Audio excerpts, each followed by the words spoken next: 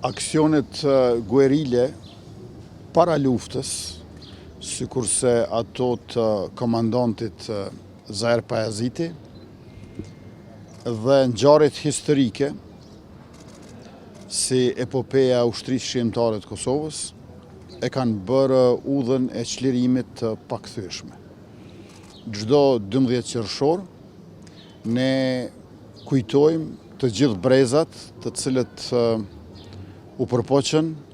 vuajtën, u sakrifikuan për gjatë okupimit të Kosovës nga Serbia për afër 87 vite, e që u përmbyll me luftën e lavdishme çlirimtare dhe me ndërhyrjen e NATO-s në Kosovë. Sot Republika e Kosovës e ka ushtrinë e fortë, e ka policinë e aftë, e së shpejti do të ketë edhe gjandarmëri, në mënyrë që ta sigurojmë paqen